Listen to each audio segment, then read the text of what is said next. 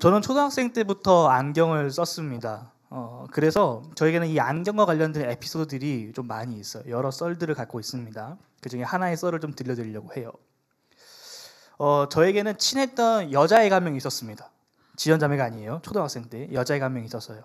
누군지 잘 기억도 안 나요. 이름도 얼굴도 기억은 안 납니다. 다만 그 친구에 대해서 제가 기억하는 것 중에 하나가 있다면 굉장히 무례한 친구였다라는 거예요. 무례한 친구.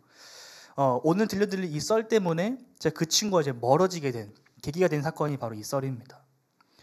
어느 정도 좀 크면 좀 덜 하긴 하지만, 세훈이를 제외하고 좀 덜 하긴 하지만, 어린 나이 때는 보통 안경 같은 걸 갖고 장난을 칩니다. 그런 걸 좋아하죠. 하빈이도 보면 안경 막 뺏어가고 그러잖아요.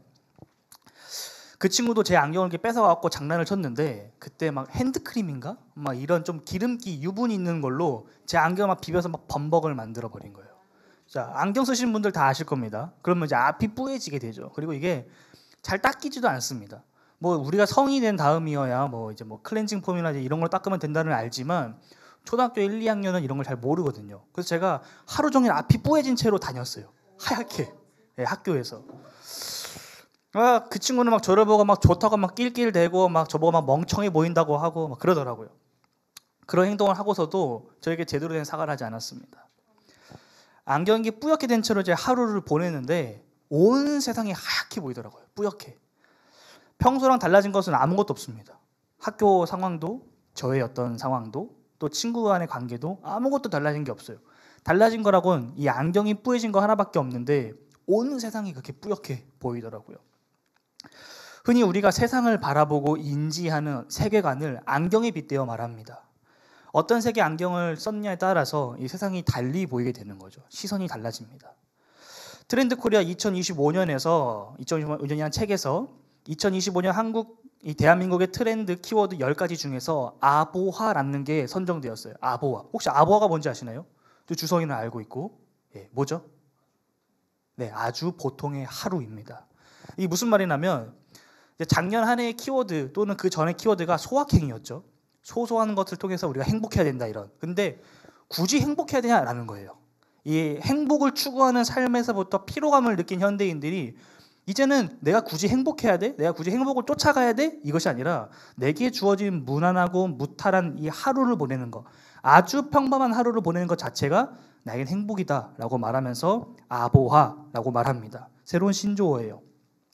이 책에서 이것을 말하면서 이러한 내용들을 언급하고 있었어요. 무엇이냐면 그것이 바로 원형적 사고와 흥민적 사고였습니다. 이 책에 있는 내용을 좀 발췌해 왔는데, 우리가 흔히 일반적으로 하는 사고는 이러한 생각을 갖는데요. 일하기 싫다. 이런 거. 제가 설교 쓸 때도 설교 쓰기 싫다. 이러면서 마감이 얼마 남지 않았다. 이런 생각을 하게 되는 거죠.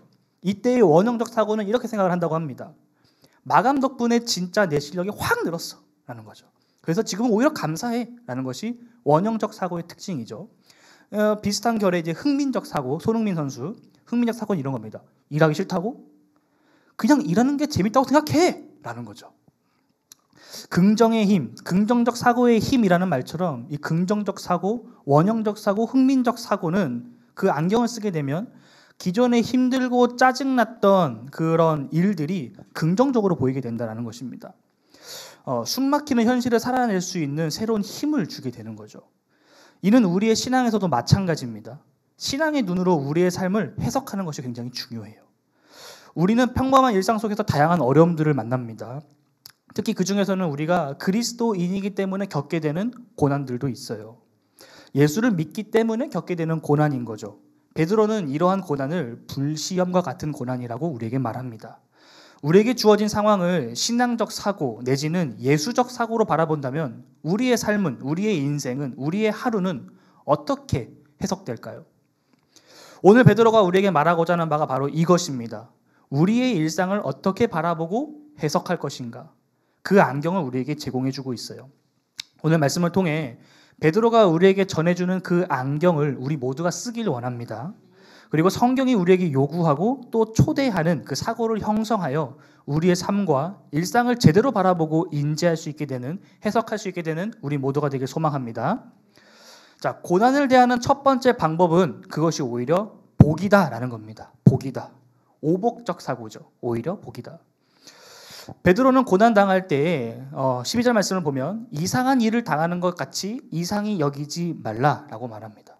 예수님을 믿는다는 이유로 어떠한 고난이 오더라도 놀라거나 당황하지 마라. 그것을 어떻게 대해야 될지 몰라서 우물쭈물하지 마라라고 말하는 겁니다.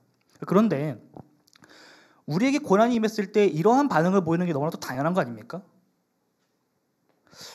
제가 한번 예를 들어보게요. 제가 주성이를 생각해 봤는데 평화 형제가 복음 수호를 위해서 기자 활동을 하다가 그 상대방으로부터 욕을 얻어먹고 구타를 당했다고 가정을 해봅시다. 자, 그렇다면 여러분들 어떤 반응을 보이시겠습니까? 주성이가 촬영을 하다가 욕을 얻어먹고 구타를 당한 거예요. 만약에 저라면 당장에 주성이를 데리고 병원에 가서 막 의사소견서도 받고 막 증거 사진들도 막 찍으면서 바로 고소해버릴 것 같아요, 가해자들을. 여러분들도 그러지 않겠습니까?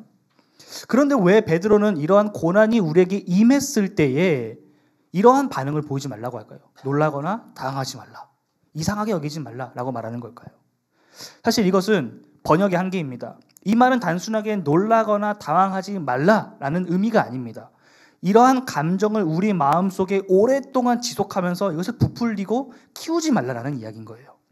다시 말해서 잔인한 복수를 옹호하며 장려하는 문화, 또 악이 악을 낳는 세상, 괴물을 이기기 위해서 더 큰 괴물이 되기를 조장하는 이러한 사회의 세상의 풍조를 따라가지 말라라고 말하는 겁니다.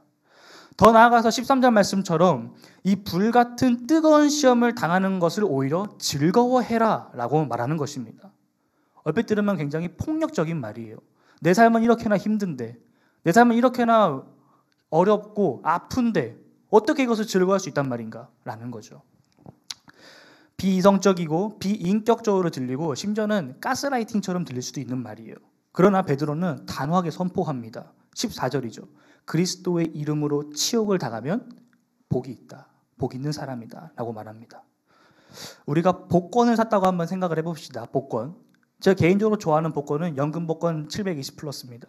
자, 이게 1등이 당첨되면 월 700만 원씩 20년 동안 따박따박 들어와요, 여러분들. 어마어마하지 않습니까? 월 700만 원씩 20년 동안. 여러분들 이거 복입니까 아닙니까? 당첨됐어요. 복입니까 아닙니까? 복이죠. 복입니다. 복이에요. 자, 근데 우리가 로또에 당첨되면 내야 되는 게 있죠. 뭐죠? 세금이죠. 자, 세금 복입니까 아닙니까? 복이 아니라고요? 누가 아니라 했죠? 아니라 했어요? 세금 복입니다, 여러분. 세금 복이에요. 예. 로또가 당첨됐기 때문에 세금을 낼 수 있는 거예요. 무려 22%, 700만 원에 22%면 154만 원이지만 그걸 내고 나서도 여전히 우리에게는 546만 원이 남습니다, 여러분들. 이걸 다 모아보면 13억이 넘어요. 너무 세속적인가요? 다시 조금 성경으로 돌아와서 여러분이 예수님을 만나고 그분을 알게 되고 그분의 사랑과 은혜를 깨달아서 이제 내가 주님의 자녀로 살겠노라 결단하고 살아가는 삶, 복입니까 아닙니까? 복이죠. 복입니다. 자, 그렇다면 그분을 따라 걷는 삶의 여정 가운데 그리스도로 인하여 우리에게 고난이 찾아오는 것, 이거 복입니까 아닙니까? 복이에요. 복입니다. 내가 예수를 따르기 때문에 예수로 인해서 고난이 내게 오는 겁니다. 내가 예수님과 아무런 상관이 없다면 우리에게는 예수님으로 인한 고난을 받을 필요가 없어요. 여러분, 예수님으로 인한 고난이 삶에서 사라지길 바라십니까? 그럼 방법은 딱 하나예요. 예수님과 손절 치는 겁니다. 그것 말고는 방법이 없어요. 반대로 예수님과의 관계를 형성하고 유지하고 이 관계가 깊어질수록 그분으로 인한 고난이 우리를 더욱더 흔들려고 할 겁니다. 베드로가 말하는 바가 바로 이거예요. 사는 것이 참으로 힘들더라도 하나님께서 일하시지 않는다고 속단하지 마십시오. 오히려 그리스도가 겪으신 고난의 한가운데 여러분이 있게 된 것을 기쁘게 여기십시오 라고 말하는 것입니다. 우리가 고난 중에도 기뻐할 수 있는 것은, 즐거워할 수 있는 것은 그 고난이 우리가 예수를 따르는 자라는 사실을 반증하는 증거이기 때문인 거예요. 왜 예수를 믿는 나에게 이러한 어려움이 생기는 것일까요? 그렇다면 고민해봐야 될 지점인 겁니다. 나에게 어려움을 주는 그 문제의 근원이 무엇인지에 대해서 말이죠. 정말 하나님을 내가 믿고 따라가는 것 때문인지, 아니면 내가 하나님이 아닌 다른 것을 하나님처럼 여기고 따르고 있기 때문은 아닌지 우리가 점검해봐야 됩니다. 저의 이야기를 좀 들려드릴게요. 저는 최근에 결혼을 준비하면서 굉장히 많은 스트레스를 받았습니다. 지연이 때문은 아니에요. 굉장히 많은 스트레스 받았어요. 이 결혼이라는 것 자체가 싱글이었던 저의 이 삶을 완전히 뒤바꿔 놓는 그런 나중에 한번 경험해 보십시오. 고민하고 생각할 게 너무 많더라고요. 이 한 사람의 사역자로서 제가 앞으로 나아가면서 이제 어떤 일을 해야 될까도 벅찬데 이제 한 사람이 더 끼니까 이게 제 뜻대로 할 수 있는 게 없더라고요. 뭐 결혼을 준비하며 이 집을 장만하고 이 모든 것들이 다 쉽지 않았습니다. 우리 교회 성도님들은 대부분 자취의 경험이 있으시죠. 근데 저는 자취를 해본 적이 없어요. 그러다 보니까 이 집을 알아볼 때도 이 부동산 관련된 게 너무 어렵더라고요. 저는 완전 문외한이거든요. 이 용어도 어려워서 도통 무슨 말인지를 모르겠는 겁니다. 또 이 금액도 우리가 뭐 평상시에 사 먹는 뭐 10,000원, 20,000원 이런 게 아니라 막 몇 천만 원, 몇 억 이렇게 하잖아요. 그러니까 정신을 못 차리겠더라고요. 눈앞에서 막 몇 억이 왔다 갔다 하니까. 그래서 제 머릿속이 온통 돈으로 가득 찼습니다. 늘 항상 돈 하면서 살아갔던 것 같아요. 한동안. 지난 몇 개월을 말이죠. 계속해서 돈을 생각하다 보니까 제 마음이 좀 우울한 마음으로 좀 사로잡히게 되었어요. 서민들이 살기 너무나 각박한 현실에 절망하기도 하고 또 분노하기도 하고 또 어떻게 해야 될지 몰라서 막 부동산 강의도 듣고 책도 사서 읽고 하는데 여전히 답답한 마음이 마음 안에 있었습니다. 이 앞으로의 진로도 마찬가지였어요. 설교 잘하고 이 개인의 역량이 뚜렷하게 드러나는 사역자들을 보면서 괜스레 그들과 저를 막 비교하면서 위축하기도 했었습니다. 열등감에 사로잡히기도 하고요. 아, 나는 여기까지인가? 이런 생각도 했었습니다. 그래서 목사님과 이 부분을 놓고 굉장히 오랜 시간 많은 대화를 나눌 정도로 저에겐 굉장히 심각한 문제였어요. 제가 하나님께 기도했습니다. 하나님, 왜 이렇게 저를 힘들게 하십니까? 제가 주님 영광 위해 살겠노라 결단하고 이 길을 걸어가고 있는데 그렇다면 적어도 제가 나아가야 될 길은 명확하게 좀 보여줘야 되는 거 아닙니까? 이렇게 주님께 원망을 이렇게 막 쏟아냈습니다. 하나님은 이 세상을 창조하고 다스리시는 분이십니다. 그렇다면 저의 삶도 다스리시고 인도해 주셔야 되는 분이신 거죠. 제가 그분을 믿고 나아가야 되는데 저는 반대로 저의 미래를 계획하고 준비하며 나아가면서 제 삶의 주인을 하나님으로 생각하는 것이 아니라 다른 것들, 제가 이상적으로 꿈꾸는 신혼생활과 저의 앞으로의 장래의 모습을 해결해 줄 돈, 사람, 인맥, 어떤 방법, 수단 이런 것들을 의지하고 있더라고요. 저에게는 그것이 하나님이었습니다. 우리 스스로를 좀 한번 뒤돌아봅시다. 저에게만 이러한 경험이 있는 것은 아닐 거라고 생각이 들어요. 우리 모두에게 이와 비슷한 경험들이 있을 것입니다. 하나님을 신뢰하며 나아가기보다는 돈이나 아니면 방법이나 어떤 내 주변에 내가 의지할 만한 사람들을 이렇게 보이고 또 만져지는 것들을 의지했던 그런 경험들이 다들 있으실 것입니다. 앞서 드렸던 질문 다시 드리겠습니다. 왜 예수를 믿는 우리에게 어려움이 생기는 걸까요? 왜 예수를 믿는 우리에게 고난이 따르는 걸까요? 우리가 정말 하나님 때문에 신앙생활 속에서 어려움을 경험하는 걸까요? 정녕 우리의 일상생활 속에서 경험하고 겪게 되는 고난과 모욕과 비방과 멸시 그리고 무시와 천대가 정말 내가 그리스도인이기 때문에 임하는 걸까? 좀 심각하게 고민해 봐야 될 지점인 것 같아요. 다시 한번 곰곰하게 생각해 봅시다. 정말 우리가 예수님 때문에 고난을 받나요? 보통은 우리가 내 옆에 있는 누군가로 인해서 고난을 받지는 않나요? 그 사람의 잘못이든 나의 잘못이든 관계에서 비롯되진 않나요? 내가 은연중에 보였던 무례함 때문은 아닌가요? 또는 나의 부족함과 연약함 때문은 아닌가요? 또한 내가 처한 어떤 환경으로 인해서 나에게 어려움이 당해지는 거 아닐까요? 재정적인 문제로 또는 진로의 문제로. 어쩌면 우리는 예수를 믿는다는 이유로 고난받는다라고 생각하면서 하나님께 이 모든 책임을 전가하고 있었던 것일지도 모르겠습니다. 대부분 우리가 느끼는 어려움은 하나님 때문이 아니라 내가 하나님이 아닌 다른 것을 하나님처럼 여기고 있기 때문에 우리에게 느껴지는 것들이에요. 돈이 없어서 어려울 수 있습니다. 하지만 돈이 없어서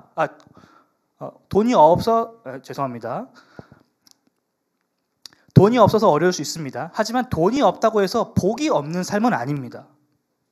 어느 정도의 돈이 있어야 복 받은 삶이고 어느 정도로 돈이 없어야 복이 없는 삶입니까? 이거 어떻게 정의할 수 있어요? 건강이 안 좋다고 해서 살 수 없는 것은 아닙니다. 제가 아무에게도 말하지 않았지만 제가 최근에 허리가 너무 안 좋았습니다. 제가 다리를 막 쩔뚝거리고 일어섰다 앉았다 하기가 힘들 정도로 몸이 너무 아팠어요. 하지만 그렇다고 해서 제 삶에 하나님의 복이 없었던 것은 아닙니다. 저는 오히려 아팠기 때문에 하나님을 더 붙잡을 수 있었고 하나님을 더 묵상할 수 있었어요. 미래에 대한 성공, 성장, 진로도 다 마찬가지예요. 우리가 돈이 없지 가오가 없냐라는 이 영화의 한 대사처럼 우리에게 돈이 없는 것이지 하나님이 없는 게 아니잖아요. 몸이 아픈 거지 하나님이 우리 곁에 안 계신 건 아니잖아요. 미래가 불확실한 거지 하나님께서 우리를 인도하지 않으시는 건 아니잖아요. 우리가 스스로 예수 믿는 자, 예수 따르는 자, 그리스도인이라고 말하지만 정작 우리의 모습은 세상과 전혀 다를 바가 없다라는 것입니다. 우리가 스스로 이러한 기준들을 통해 나를 재단합니다. 내가 다른 사람을, 또 다른 사람이 나를, 그리고 내가 나 스스로를 말이죠. 우리가 아담과 다를 바가 무엇입니까? 가끔 우리가 아담이 죄 지은 것 때문에 이렇게 힘들다고 불평하지만 정작 우리도 선악과 따먹은 아담과 별반 다를 바가 없어요. 뭐라 할 처지가 안 됩니다. 요한일서 2장 16절은 이는 세상에 있는 모든 것이 육신의 정욕과 안목의 정욕과 이생의 자랑이니 다 아버지로부터 온 것이 아니요 세상으로부터 온 것이다 라는 이 말씀처럼 하나님으로부터 온 것이 아닌 세상으로부터 온 것, 곧 육신의 정욕과 안목의 정욕과 이생의 자랑을 바라보고 그것을 붙잡으려고 하니까 우리 삶에 고난이 임하는 것입니다. 그것들 다 치워보세요. 다 제거해 보십시오. 하나님과 나와의 관계에서 정말 이 관계로 인해서 우리에게 고난이 임하고 있는 것인지 점검해 봐야 됩니다. 진지하게 고민해 봐야 돼요. 오늘 베드로는 나의 욕심과 이 세상의 풍조를 따르는 것이 아닌 하나님으로부터 인한 진정한 고난은 오히려 우리에게 복이다라고 말합니다. 복이다. 자, 그렇다면 여기서 말하는 복은 대체 뭘까요? 성경은 분명하게 복에 대해서 말합니다. 순종하면 복 받는다라고 말합니다. 하나님의 말씀에 순종하면 복 받는다. 예수 잘 믿고 말씀에 순종하면 복 받는다라고 말합니다. 여러분, 이것은 진리입니다. 이것은 복음이에요. 성경 그 어디서도 예수 그리스도를 잘 믿으면 복 못 믿는다, 복 안 준다라고 말하는 본문이 없습니다. 말씀에 순종하는 자는 복 받는다. 이것이 바로 성경이 말하는 진리입니다. 자, 그런데 만약에 순종하면 복 받는다라는 이 명제를 반대로 뒤집으면 어떻게 될까요? 뒤집으면 복 받기 위해 순종한다. 어떻습니까? 이건 비성경적인 거예요. 이것은 복음이 아닙니다. 이것은 성경이 말하는 참된 하나님과 우리의 관계가 아닌 거예요. 하나님의 말씀에 순종함으로써 복 받는 것 진리입니다. 복음이에요. 하지만 반대로 내가 복 받기 위해 하나님의 말씀에 순종하는 것은 단지 하나의 종교적 행위에 불과한 겁니다. 이 차이점을 분명하게 아셔야 돼요. 순종에는 고난이 따릅니다. 예수를 따라가는 삶에는 고난이 따라와요. 왜냐하면 예수님께서 걸어가셨던 그 길 자체가 고난의 길이었고 십자가의 길이었기 때문입니다. 그래서 예수님께서 말씀하시죠. 아무든지 나를 따라오려거든 자기를 부인하고 날마다 제 십자가를 지고 나를 따를 것이니라. 예수 그리스도께서 걸어가셨던 그 길은 고난의 길이고 십자가의 길, 희생의 길, 헌신의 길, 눈물의 길, 피 흘림의 길이었습니다. 그렇기 때문에 그분을 따라가는 우리의 길 역시 예수님께서 그러하셨듯이 눈물과 희생과 헌신이 동반될 수밖에 없는 길이라는 거예요. 그렇기 때문에 신앙을 지키는 삶이 어려운 것입니다. 그래서 좁은 길이라고 말하는 거예요. 하지만 반대로 종교를 지키는 삶은 쉽죠. 내가 가고 싶을 때 가고 내가 멈추고 싶을 때 멈추고 내가 가다가 힘들면 돌아서도 됩니다. 왜? 내가 주체니까. 내가 주인이니까 말이죠. 그런데 성도 여러분, 예수님께서 우리를 복음으로 초대하신 것이 기독교라는 하나의 종교로 초대하신 것이 아니라는 사실을 기억하시기 바랍니다. 예수님께서는 우리를 이 구원의 참된 복음으로 초대하신 거지 하나의 종교적 행위를 하라고 십자가에 못 박혀 돌아가신 것이 아닙니다. 예수님께서 죽기까지 복종하셨던 그분의 이 철저한 순환과 또 우리의 모든 죄를 대속하신 그 은혜가 결코 싸구려 불량식품처럼 취급돼서는 안 된다는 거예요. 자신의 모든 걸 다 버리시고 우리를 찾아오신 그 사랑으로, 그 헌신으로, 그 은혜로 우리를 초대하고 계신 겁니다. 이 초대가 바로 오늘 본문이 말하고 있는 복이에요. 복. 14절 말씀을 다시 볼까요? 그리스도의 이름으로 치욕당하는 자에게 복이 있다고 말합니다. 왜입니까? 그 하반절을 보십시오. 영광의 영, 곧 하나님의 영이 너희 위에 계심이라. 하나님만이 하나님 되는 것, 나의 인생의 주인이 하나님이 되는 것, 더 이상 다른 것들을 하나님으로 대신하지 않고 오직 그분으로 인해 살아가는 삶을 살아가는 것. 비록 내 힘으로는 이겨낼 수 없으나 성령께서 도와주시고 힘 주심으로 말미암아 그분의 인도하심을 누리는 삶, 이것이 바로 성경이 말하는 복이라는 거예요. 진정한 복입니다. 하나님께서 우리에게 넉넉하게 재정을 주시는 것 복입니다. 하나님께서 우리에게 건강 허락하시는 것 복입니다. 주변에 좋은 사람들 만나게 해주시는 것도 복이에요. 하지만 그것이 성경이 말하는 진정한 복은 아닙니다. 복의 가장 근원적인 개념은 하나님께서 우리와 함께 하시는 것입니다. 함께 하시는 것. 이것이 바로 복의 진정한 개념이에요. 바로 관계죠. 하나님께서 우리에게 주신 가장 큰 복이 무엇입니까? 그것이 바로 예수님인 거예요. 예수님. 하나님께서 이 세상을 이처럼 사랑하사 그의 하나뿐인 아들을 우리에게 주셨습니다. 하나님께서 우리를 사랑하셔서 우리에게 주신 복은 돈도 아니고 건강도 아니고 성공이나 명예 같은 것도 아닙니다. 당시 이스라엘을 식민지 삼았던 로마로부터의 해방도 아니었어요. 바로 하나님 자기 자신을 우리에게 주신 것입니다. 하늘 하나님께서 자신의 영광과 권능과 존귀함, 이 모든 것들을 다 비워내시고 낮은 이 땅으로 내려오셨습니다. 신이 인간의 몸을 입고 이 땅에 내려오셨죠. 온 만물이 경배해야 될 그분이 미천한 우리를 섬기기 위해 오셨습니다. 인간을 지은 하나님께서 인간 손에 죽으시기 위해 오신 것입니다. 일평생 몫으로서 이 나무를 만질 때마다 그분이 어떤 마음이셨겠습니까? 이것이 바로 아기 예수가 이 땅에 탄생한 이유고 성탄의 의미이며 마태복음은 이를 임마누엘, 하나님께서 우리와 함께 계시다라고 선포하는 것입니다. 이것이 바로 우리에게 고난 가운데 임한 복이요 또 온 세상에 선포된 하나님의 복음인 것입니다. 성도 여러분, 세상은 또 사람들은 우리를 향해 치욕을 퍼붓습니다. 세상을 바라보면 그들의 말과 행동이 비수가 되어 우리의 마음에 꽂혀서 우리를 아프게 하고 힘들게 합니다. 절망적일 수도 있어요. 하지만 그와 동시에 하나님께서는 우리에게 복을 허락하십니다. 세상을 바라보면 치욕이지만 하나님을 바라보면 복이 보입니다. 내가 의지하는 것들을 바라보면 부정적인 감정이 나를 지배하지만 하나님을 바라보면 그분으로 인한 충만함을 누리게 됩니다. 성도 여러분, 어디를 바라보시겠습니까? 누구를 바라보시겠습니까? 세상을 등지고 십자가를 바라보는 저와 여러분이 되기를 주님의 이름으로 간절히 축복합니다. 고난을 대하는 두 번째 방법은 부끄러워하지 말고 하나님께 영광을 돌리라입니다. 부끄러워하지 말고 하나님께 영광을 돌리라. 베드로는 그리스도인으로 고난받는 것을 부끄러워하지 말라라고 말합니다. 여기서 말하는 부끄러워하다라는 표현은 구체적으로 그리스도인들이 불신자 앞에서 신앙을 부인하거나 숨기거나 하는 어떤 그런 행위들을 말합니다. 다시 말해 고난이 임했을 때 불신자들 앞에서 예수님을 부인하거나 이 믿음을 저버리는 행동을 하지 말라라는 거예요. 상황을 모면하기 위해 피하지 말고 정면 돌파하라라고 말하는 겁니다.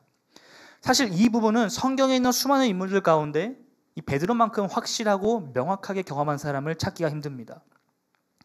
누구보다도 베드로가 그리스도를 부인하고 믿음을 저버리는 것이 얼마나 비참하고 어리석은 행동인지 가장 잘 아는 장본인이기 때문입니다. 예수님께서 잡히시던 날 밤 베드로가 죽음의 위기 앞에서 예수님을 3번이나 부인하게 되죠. 예수님의 적대자들로부터의 그 고난 속에서 베드로는 넘어진 겁니다. 그렇다면 우리가 어떻게 해야 이 예수님을 적대하는 이 불신자들로부터의 이 고난에 넘어지지 않고 굳건하게 서 있을 수 있을까요? 이 베드로의 깊은 이 고민의 정수가 담겨 있습니다. 고난에는 크게 두 가지 종류가 있습니다. 첫 번째로는 우리가 받지 말아야 할 고난이고 다른 하나는 우리가 기꺼이 받아야 될 고난입니다. 오늘 베드로는 우리에게 아무런 고난이나 받으라고 말하지 않습니다. 우리가 받지 말아야 될 고난은 우리의 불의함으로 인해 야기되는 고난이에요. 15절 말씀을 보게 되면 살인이나 도둑질이나 악행이나 남을 간섭하는 자로 고난받지 말아라 라고 말합니다. 여기서 남의 일에 간섭한다는 것은 다른 사람을 괴롭힌다라는 거예요. 그러니까 정리해보면 법을 어기거나 평화를 어지럽히는 행동을 하지 말라라는 겁니다. 만약 우리가 이러한 잘못을 저질렀다면 그래서 그로부터 인한 고난을 받는다면 이것은 잘못한 것에 상응하는 벌을 받는 거지 고난이라고 말할 수가 없습니다. 고난과 벌은 좀 구분해서 봐야 돼요. 반면에 우리가 기꺼이 받아야 될 고난은 14절 그리스도의 이름으로, 16절 그리스도인으로, 또 19절 하나님의 뜻으로 받는 고난입니다. 고난은 하나님의 뜻입니다. 하나님께서 우리에게 고난을 주시는 이유는 우리를 괴롭게 하기 위함이 아닙니다. 12절 말씀을 보게 되면 베드로는 하나님께서 우리에게 주시는 고난은 이렇게 정의합니다. 너희를 연단하려고 오는 불시험이다 라고 말하죠. 연단이라는 것이 무슨 뜻입니까?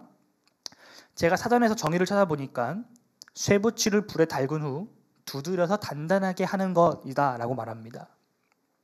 우리가 흔히 재련한다 라고 말을 하죠. 금속을 이용해서 어떠한 도구를 만들 때 그 원석에 이 불순물들이 같이 껴있지 않습니까? 그러니까 이 원석을 불에 넣고 녹여서 이 불순물을 제거하고 튼튼한 도구를 만드는 그런 과정을 연단이라고 말합니다. 성경에서 불은 정화의 이미지를 가지고 있어요. 정화. 흔히 하나님께서 내리시는 이 불의 심판을 이 죄에 대한 정화의 개념으로 설명하는 경우가 많습니다. 다시 말해 하나님께서 우리에게 허락하시는 고난은 우리 안에 있는 영적인 불순물들을 제거하고 우리를 정화하기 위한 하나님의 놀라운 계획이다라는 것이죠. 연단의 두 번째 사상적 정의는 몸과 마음을 굳세게 함입니다. 연단은 우리를 성장시킵니다. 인생은 마라톤과 같아요. 아주 긴 호흡을 가지고 꾸준히 페이스를 유지하며 달려야 합니다. 그러지 않고 이 순간순간 상황에 따라 달린다면 완주를 못할 수도 있고 완주를 한다 하더라도 꽤나 고생한 후에 완주하게 될 것입니다. 마라톤을 준비하려면 평상시에 달리기 연습이 필요하듯이 하나님께서 우리의 인생이라는 이 마라톤 코스 가운데 여러 장애물들을 주시는 것입니다. 그것들을 우리가 하나하나 넘어갈 때마다 성장해 나아가는 거죠. 새로운 에너지, 새로운 힘을 얻게 되는 것입니다. 뜨거운 불로 달구면 당연히 아프겠죠. 연단의 과정 속에서 진행되는 망치질은 우리에게 상처를 입히게 될 것입니다. 하지만 그 뜨거운 열과 이 정교한 망치질이 그저 산속에 있었던 원석에 불과하던 그 철을 필요에 따라 농기구로도 만들고 칼로도 만들고 자동차로도 만드는 것처럼 하나님께서 저와 여러분 한 사람 한 사람을 뜨거운 불과 정교한 망치질로 연단하시면서 하나님의 뜻에 맞게끔 우리를 빚어가시는 겁니다. 성도 여러분, 여러분의 삶에는 이러한 고난이 있습니까? 이러한 연단이 있습니까? 내가 그리스도인임을 드러내고 증거하고 또 그렇게 살아가는 것에 대해서 제약을 주고 불편함을 주고 어려움을 주는 그러한 사람이나 환경이나 어떠한 경험들이 있으신지요? 혹 그러한 상황에서 하나님을 창피하게 여기진 않으셨나요? 내가 그리스도인임을 드러내는 것을 부끄러워하진 않으셨나요? 심지어 하나님을, 예수님을 모른 척하면서 외면하진 않으셨나요? 우리 하나님이 여러분에게 또 우리에게 이 정도밖에 안 되시는 분이신가요? 예수님께서는 분명하게 말씀하셨습니다.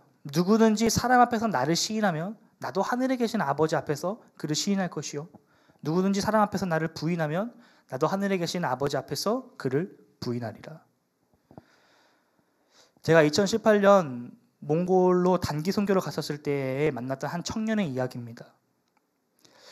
선교 2일차부터 함께했던 한 청년인데 선교 후반부에는 이 친구가 이제 세례를 받고 간증을 했습니다. 그때 들었던 이야기인데 이 친구의 그 가명이 스티븐이란 친구였어요. 스티븐. 당시 몽골 정부의 국가 정책 중 하나가 한 가정에 한 무당 세우기였습니다. 이게 국가 정책이었어요. 그 정도로 영적으로 매우 어두운 나라였죠. 제가 선교를 나가기 한 일주일 전쯤에 선교사님이 추방을 당했습니다. 그래서 현재 남아 계셨던 사모님과 현지 사역자들의 도움으로 이제 선교를 갔다 왔었어요. 그분들이 어떤 사역을 했었냐면 이 울란바토르 수도를 중점으로 이 주변에 있는 도시들을 이제 커버하면서 카자흐인들을 대상으로 사역하셨습니다. 카자흐인들. 혹시 조재건 선교사님께서 오셔서 카자흐인에 대해서 말씀하셨던 거 기억나시나요? 카자흐인. 우리나라로 치면 고려인에 해당하시는 분들입니다. 이 소련 당시 때에 카자흐스탄에 살던 사람들이 강제 이주 당하신 분들이에요. 그들이거나 또 그들의 후손들이거나. 이 카자흐인들은 자신들끼리 하나의 마을 공동체를 형성해서 살아갑니다. 도시 외곽에 마치 차이나타운처럼 이 카자흐인들의 마을을 하나씩 만드는 거죠. 이들의 종교는 이슬람입니다. 알라 외에 다른 신을 인정하지 않아요. 마을 공동체의 상황에 따라서 강성적인 이슬람 공동체도 있고 또는 온건한 이슬람 공동체도 있는데 이 스티븐이 살던 곳은 강성한 이슬람의 그 공동체, 마을 공동체였습니다. 어느 날 스티븐이 모종의 이유로 예수님을 알게 되고 시간이 흐르면서 단순히 예수를 아는 것에 그치는 것이 아니라 예수를 구주로 고백하고 영접하면서 신앙생활을 시작하게 되었습니다. 스티븐이 크리스천이 되었어요. 강성적인 무슬림 공동체 안에서 크리스천이 된 겁니다. 자, 이때 어떤 일이 일어나게 됐을까요? 좀 예상이 되시죠? 가난 핍박이 그의 삶에 몰아치기 시작했습니다. 당시 스티븐은 미성년자였어요. 7년 전에 갔다 온 거라 잘 기억이 안 나는데 제 기억이 맞다면 아마 그 친구가 그때 중3인가 그랬던 것 같아요. 마을 사람들이 스티븐이 예수를 믿는다는 사실을 알게 되면서부터 스티븐의 부모님을 공격하기 시작했습니다. 스티븐의 부모님은 직장에서 잘렸어요. 자식이 예수를 믿는다는 이유로 말이죠. 어떤 일을 하려고 해도 아무도 받아주지 않습니다. 서류를 내도 받아주지 않아요. 또 스티븐의 가족은 마을 공동체로부터 외면받고 왕따 당하게 되었습니다. 마을 안에서 그 어떤 것도 사거나 팔 수가 없어요. 사람들로부터 조롱과 손가락질을 당하고 폭행의 위험도 당했다고 들었었습니다. 비록 어린 나이였지만 스티븐은 이러한 이 고난과 핍박이 누구 때문에 발생하게 된 건지를 명확하게 알고 있었어요. 바로 자기 자신 때문이라는 거죠. 자기가 예수를 믿는다는 것 때문에 이러한 고난이 임한다는 것을 알았습니다. 이러한 상황에서 예수 믿는 것을 포기할 법도 한데 그 어린 나이의 스티븐은 자신의 신앙을 지키기 위해서 고향과 친척과 아버지의 집을 떠나 울란바토르로 오게 됐습니다. 차로 제 기억에 차로 2시간 거리였거든요. 거기 완전히 그냥 초원이에요. 근데 그 친구가 그걸 걸어서 왔다라는 거죠. 몇 날 며칠 노숙을 하면서. 울란바토르에 와서 노숙을 하게 됐고 선교사님이 운영하시는 커뮤니티를 만나게 되면서 극적으로 구출된 케이스입니다. 이 스티븐의 마음 가운데는 신앙을 포기하고 싶은 마음이 있었다고 해요. 부모님이 너무 그리운 거예요. 부모님을 다시 만나고 싶은데 자기가 부모님을 만나게 되면 다시 그 핍박이 올 거를 아니까 그러지 못한다라는 거죠. 생이별을 당한 겁니다. 또는 자기가 예수를 철저하게 버리고 다시 알라에게로 돌아가야 되는데 그럴 수가 없다라는 거죠. 그래서 이러지도 저러지도 못한 채 선교사님께서 운영하시는 그 커뮤니티에서 4년 넘게 기숙을 하면서 눈물로 밤을 지새웠다는 것입니다. 그렇게 힘든 상황에서도 스티븐이 신앙을 포기할 수 없었던 이유는 자신을 향한 예수 그리스도의 사랑이 너무나도 크고 아름다워서 그것을 도저히 갚을 수 없다는 것을 알기 때문에 포기할 수 없었다라고 말하더라고요. 이윽고 그 다음에 말한 것이 제 마음을 울렸는데 수많은 갈등과 눈물의 시간이 있었기 때문에 자신이 예수 그리스도의 사랑이 얼마나 크고 아름다운지를 더 명확하게 알 수 있었으며 그것이 자신을 향한 하나님의 계획이었다라고 고백한 거예요. 그때 그 친구의 나이가 20살이었어요. 제가 그 친구가 제 세례 이후에 그 친구 하는 간증을 들었는데 너무 부끄럽더라고요. 당시 제가 대학교 2학년이었거든요. 한 살 더 많은 형이었는데 너무 부끄러운 거예요. 나는 신학생인데 정말 스티븐처럼 저렇게 간절하게 예수님의 사랑을 갈망하고 있나? 만약 내가 스티븐과 같은 저러한 상황에 처한다면, 나에게 저러한 고난이 온다면 나는 끝까지 예수를 붙잡을 수 있을까? 이런 고민이 들더라고요. 저는 그 친구에게 아무 말도 해줄 수가 없었어요. 그저 스티븐이 앞으로 나아갈 그 길을 축복해 주는 것밖에 제가 할 수 있는 것이 없었습니다. 성도 여러분, 고난은 우리를 흔듭니다. 베드로가 그러했듯이 또한 우리가 그러했듯 이 죄와 세상 앞에 무릎 꿇게 만들고 실패와 절망에 사로잡히게 합니다.